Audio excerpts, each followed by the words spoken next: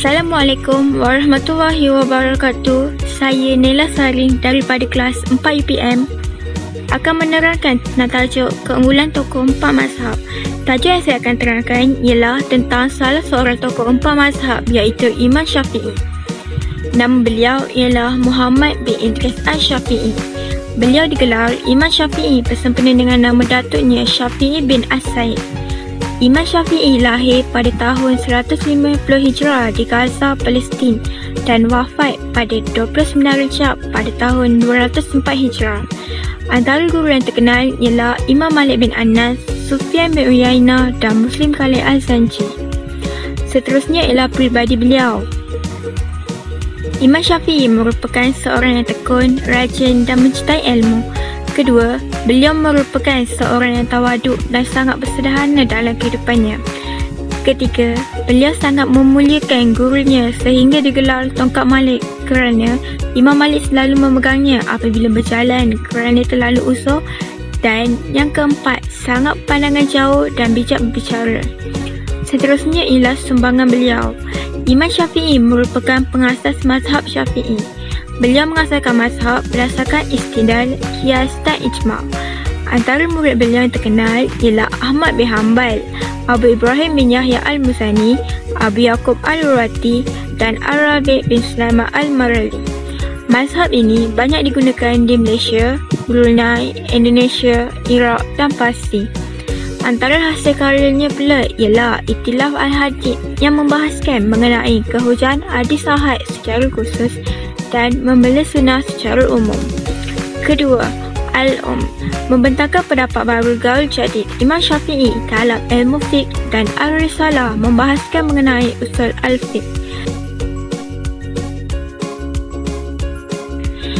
Karya-karya beliau ini masih digunakan sehingga hari ini, terutamanya di negara kita. Selepas itu, saya ingin menceritakan satu kisah menarik tentang Imam Syafi'i. Kisah ini adalah tentang kesungguhan Imam Syafi'i dalam menuntut ilmu.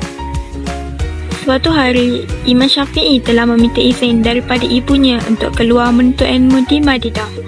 Ini kerana beliau pernah mendengar ada seorang guru yang hebat bernama Imam Malik yang mengajar hadis di sana. Ketika tiba di Madinah, Imam Syafi'i terus menuju ke Masjid Nabawi dalam majlis ilmu yang disampaikan oleh Imam Malik. Pada ketika itu, Imam Malik sedang mengajar murid-muridnya lain mengenai hadis-hadis Rasulullah. Imam Syafi'i masuk dengan langkah yang begitu tertib dan duduk bersama murid-murid beliau bagi mendengar apa yang disampaikan oleh Imam Malik.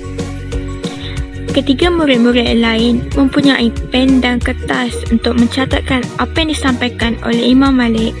Imam Syafi'i hanya mampu menggunakan sebatang lidi yang dibasahi dengan air liur untuk dicatatkan di tangan beliau.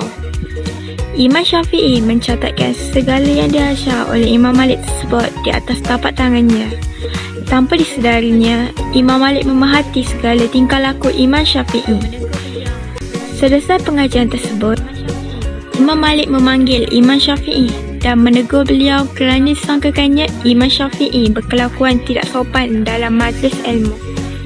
Mengapakah engkau bermain-main dengan lidi dan air liurmu semasa aku sedang mengajar? Imam Syafi'i menjawab, maaf tuan, saya sebenarnya tidak bermain-main dalam majlis ini. Oleh kerana saya tidak ada pen dan kertas, maka saya tulis di atas tapak tangan saya dengan menggunakan lidi dan air liur untuk saya menghafalnya. Imam Malik pun membalik tangan Imam Syafi'i dan beliau tidak menjumpai sebarang tulisan tersebut. Imam Malik bertanya, tetapi kenapa tapak tangan kamu ini kosong dan tidak ada tulisan? Kata Imam Syafi'i, benar tuan, tangan ini kosong daripada tulisan. Akan tetapi, saya telah pun menghafal semua hadis-hadis yang tuan riwayatkan tadi. Imam Malik memintanya membaca semula apa yang telah dihafalnya.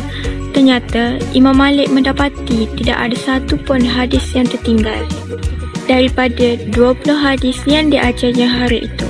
Kejadian tersebut menyebabkan Imam Malik begitu tertarik hati dengan kebijaksanaannya dan kesungguhan Imam Syafi'i dalam menuntut ilmu. Begitulah kesungguhan dan kepintaran Imam Syafi'i dalam menuntut ilmu. Walaupun beliau dari kalangan keluarga yang miskin, namun kesungguhannya dalam menuntut ilmu boleh dijadikan tauladan buat kita. Akhir sekali ialah pengajaran dan iktibar yang kita dapat. Pertama, kita hendaklah sentiasa bersederhana dalam semua aspek supaya tidak berlaku pembasiran.